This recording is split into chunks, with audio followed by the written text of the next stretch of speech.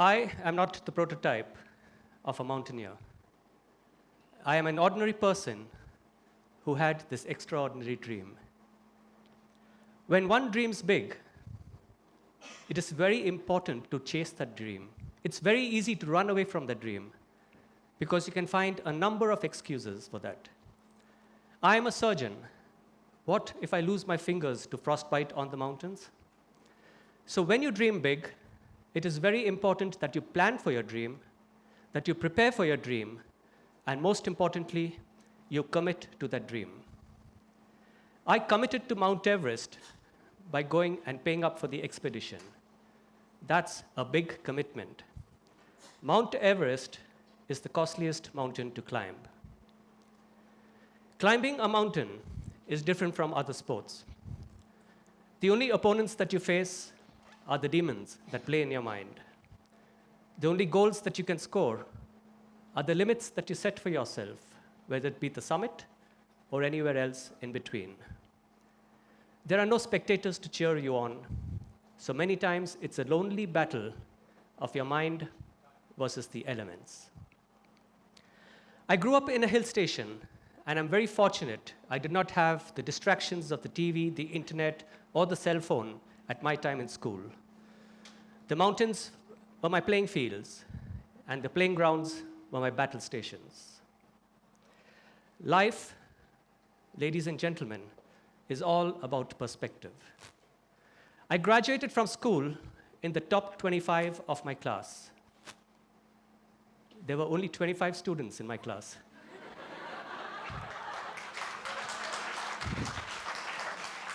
It's very important you do not compare yourself to others. There will always be greater and lesser persons than yourself. I left school and I joined the National Cadet Corps while pursuing to be a commercial pilot. Over time, I became the All India Best Cadet and won the Prime Minister's Gold Medal. I now had a choice, an engineering seat or a medical seat. More to escape the trauma of mathematics than any real love for biology. You're all relating to that. I joined medicine. I was scared. Here I was, the last student in class, the last student to graduate out of school, attempting to be a doctor. Astonishingly, a few years down the line, I did become the doctor. And I realized that academics is not everything. Any day, sincerity and hard work will score over academic excellence. Normality is a paved road. It's comfortable to walk on, but no flowers grow on it. I took every opportunity to step out of my comfort zone, to push the envelope, and to stretch my limits. My love for the mountains made me enroll in one of the tough car rallies in the world, the Himalayan Car Rally. The first time, I was eliminated on day one. The second time, we completed the race. And the third time, we got a podium finish. I dared to fail because I realized if you have not stumbled, you have not tried hard enough. My love for the mountains, again, which I developed at school, made me chase my childhood dream at 50 years of age of summiting Mount Everest. But at 50 years of age, I was told I'm too old to enroll for the basic mountaineering courses in India. Age, to me, is just a number. Undeterred, I scouted around abroad, and I found this Canadian group called Peak Freaks, and they said that if I wanted to climb with them, I needed to come and train with them. So in October 2012, I went to Nepal, and I trained on these mountains, range of about 19 to 20,000 feet. And as we were climbing these mountains, they teach us everything that we need to know about ice climbing, rock climbing, crevice crossings, crevice rescues, and after successfully growing through this program with them, they invited us back for a bid at the summit. And while I was training for Mount Everest, I learned so many life experiences that were very similar to that being a doctor. Both are the loftiest ambitions, both extremely expensive, both take very long to achieve, very small opportunities at the top, and both have their inherent risks. But one major difference. As a mountaineer, my life is on the line. As a surgeon, my patient's life is on the line. I came back to Mumbai, not the ideal playing ground for someone who wants to summit Mount Everest, and I tried to weave my training schedule into my work schedule. I started walking to work, I stopped using the elevator, and I found this high-altitude gymnasium. I would go for an hour every day and train in this gymnasium so that before I actually get onto the mountains, I'm already acclimatized to about 8,000 feet on the mountains. So this altitude gymnasium simulates an altitude of about 8,000 feet. I would like to introduce you to my team one by one. 5 strangers from 5 continents, and what amazing feats can be accomplished if we have a common goal. The first member of my team, Sean Mooney from Canada. He was the Canadian chess boxing champion. The next person in our group was Kevin Fairbrother from Australia. Kevin had successfully summited Mount Everest earlier, and this time was attempting to summit the mountain without oxygen. Unfortunately, on the last day, he had to put on his oxygen, and it became his second successful summit with oxygen. The youngest in our team, the only vegan, was Patrick from Ireland. If you want to know about commitment, about focus, listen to the story. We were once climbing at about 20,000 feet when we got a message that Patrick's eldest brother had died in an avalanche. We thought that's the end of his trip and he's going to go back, but he was very practical about it. He said it's going to take 5 days to get back to where his brother's body was, by which time all the formalities will be over. So he said he'll continue climbing and do the summit in honor of his dead brother. The 4th person of the group was myself, the only Indian, the only doctor in the group. I was the eldest in the group, and I was the oldest, and I was 50 years of age, and I was the slowest in the group as well. The last person in our group was a lady. Lee Den Hond is from South Africa, and she was climbing for the HIV children of South Africa.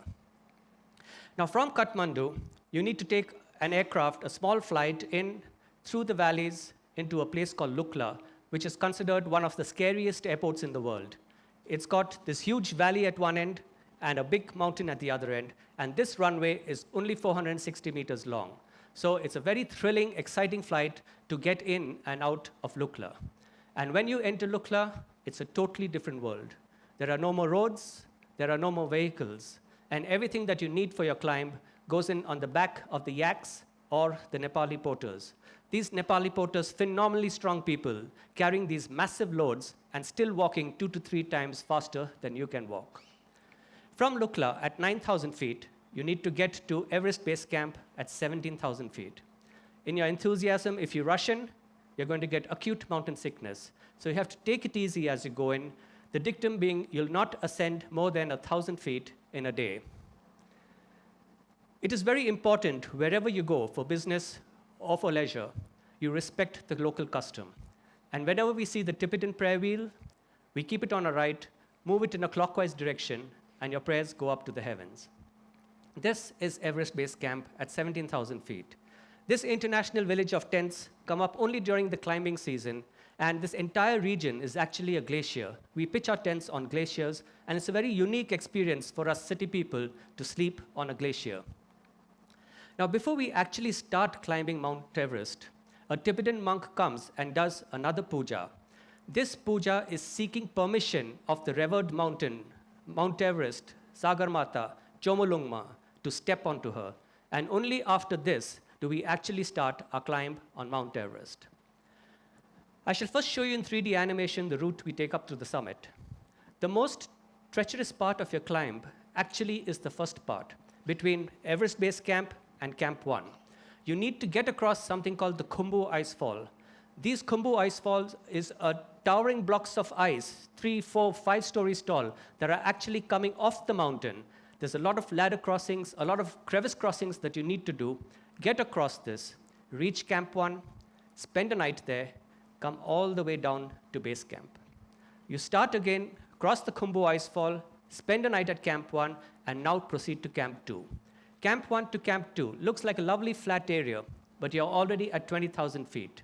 The oxygen level there is just 50% that at sea level.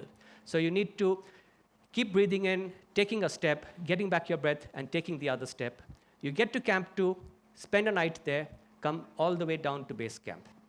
Start the whole process again, Camp 1, one night, Camp 2, one night, and now you proceed to Camp 3. Camp 2 to Camp 3 is another very long, very tiring segment because it's a very steep incline called the Lhotse face, which you have to keep climbing for hours on end to reach Camp 3. It is solid blue ice because as the snow falls there, it gets blown away, and it's a very steep incline. So you keep climbing, climbing, climbing, reach Camp 3, again come all the way down to base camp. So for about 4 weeks, you have to keep doing this because that's the only way your body will acclimatize to the high altitude and the lack of oxygen. You then proceed to Camp 4, which is considered the death zone. It is not compatible with life. You have to put on your oxygen. You start in the evening from Camp 4, keep climbing the entire night, hoping to reach the summit sometime in the morning, spend a few moments at the summit, and again come climbing down to the safety of Camp 4. So the last day is going to be a continuous 20 to 24 hours of climbing because that's the only way you can reach the summit and come back again to safety. This is the actual visuals early morning as we start our climb. Each climber with his or her own headlight, a very pretty sight, but extremely cold at this point of time. And this is the Khumbu Icefall. Towering blocks of ice. Look how insignificant I am in front of Mother Nature. A lot of ladder crossings and the crevice crossings. Here, I'm crossing a crevice. The person standing behind me is Mingmar. Mingmar is my personal Sherpa on the mountains. He is literally my guardian angel on the mountain. Without the Sherpas, it is impossible for amateur commercial climbers like me to summit Mount Everest. He's always there guiding me across these segments and telling me when to climb, when not to climb. This is what it looks like to do a crevice crossing. These aluminum ladders are just thrown across the crevice, and you need to get across. I sometimes see the bottom of the crevice. Sometimes I don't see the bottom. It didn't matter. I was scared either ways. This route keeps changing on a day-to-day basis. I might go up this way, but when I come down, this would have collapsed, and the Sherpa will find another way out for me. So we have implicit faith in our Sherpa, just as we hope our patients have implicit faith in us. Whatever he tells me to do, I will do it. When he tells me to climb, I climb. If he tells me don't climb, I do not climb. We cross the Khumbu Icefall, and then at 19,000 feet, we reach Camp 1. We are supposed to spend a night there and come back again to base camp. But the first time we went to Camp 1, we got caught in a blizzard.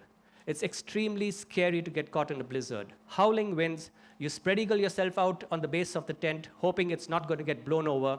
You don't know how long this blizzard is going to last. This lasted for 2 days, and then we could again get back to the safety of base camp. This is where it really struck me. I was told, if you want to summit Mount Everest, you have to be comfortable at being uncomfortable. This is Camp 2 at 21,000 feet, and now we proceed to the Lhotse face. This is the steep incline which I was telling you about, and this is it. You can see my crampons, they don't even sink into it. It's like climbing up a slippery rock. You have to keep climbing this segment, and it's where it struck me. I am doing this at my own volition. At any point of time, I can chuck it up and go back to the comfort of my home. But what about my cancer patients? However difficult it is for them, however fatigued they are, they have to keep battling along. This is Camp 3 at 24,000 feet, a ledge in the side of the mountain. And you can see that one of the climbers has removed his socks. He's wiping the sweat between the toes so that he doesn't get frostbite. And it is these little details that you need to take care of. There is a saying on the mountains, it's not the mountain that kills you, it is the pebble in your shoe. So these little details, you take care of them, and the entire picture will fall into place. We are now proceeding to Camp 4.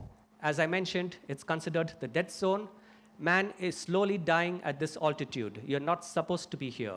It's at 26,000 feet. It is extremely cold, extremely windy. You're supposed to have a lot of fluids at that altitude, but you're nauseous. You can't sleep because you got chain-stoked breathing. In the evening, at around 7 o'clock, with your 2 oxygen cylinders, you set out for the summit. A very pretty sight, again, but extremely cold. We set out at 7 o'clock at minus 36 degrees, and I didn't know how I was going to do this. By 7:30, I was exhausted, and again, this is where teamwork comes in. Pushing each other on, telling you, come on, 1 foot in front of the other, 1 step more, 1 step more. And here we realize you have to run your own race. That's the only one you can win. If you try to keep up with the other quicker climbers, you'll be waylaid on the wayside. To make matters worse, at 9 o'clock, my headlight packed up. Again, teamwork, helping me along, throwing light, and helping me along, and we kept climbing. You're beyond exhaustion, and the only thing that enthuses you is the early morning sunrise. For a change, you see the sun rising from below you and coming up into the horizon. It's a fantastic sight, and you can see what a perfect day had been chosen to summit Mount Everest. Not a cloud in the sky, hardly any winds. It was a perfect day. I'm not ashamed to say that when I came to rocky segments like this, I was literally crawling across it because I was so exhausted. We saw the shadow of Mount Everest on the Nepal Valley at sunrise, a beautiful sight, and we managed to capture this on film. All the time we are climbing, even at this point of time, I cannot see the summit of Mount Everest. It's only when I come here at the south summit that way above over there, you see the actual summit of Mount Everest. We have two obstacles remaining now. The ridge, which is a very narrow segment. You have to get across this segment.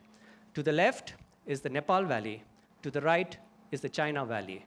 I was extremely nervous at this point of time, and I asked my Sherpa, if I slip, should I slip to the left or to the right? He said, fall to the right, fall to the right. You live longer. The fall to the left is 8,000 feet. The fall to the right is 12,000 feet. So I got across the segment, and then you have the Hillary step. This Hillary step is just 40 feet high. It is a vertical rock face. You have to haul yourself up, straddle it, and get across to the other side. It took me about 20 minutes to get across this, and then you're walking towards the summit. You know it is within your grasp, and you can see, however fit you are, however athletic you are, you cannot walk faster than this. For every step you take, you have to stop, get back your breath, and then take the next step.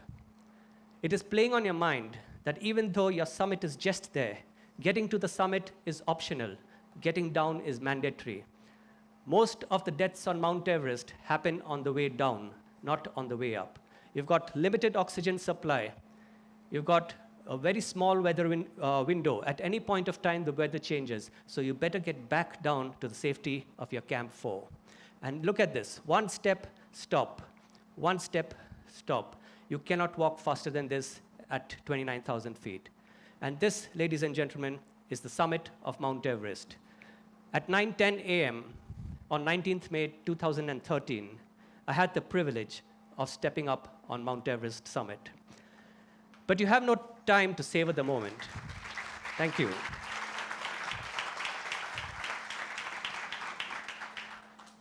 If there is a message in this talk, it is this. Dream big. Dream big and take that first step, because when you ultimately step on the summit of your Everest, it is not the mountain you would have conquered, but yourself. Thank you.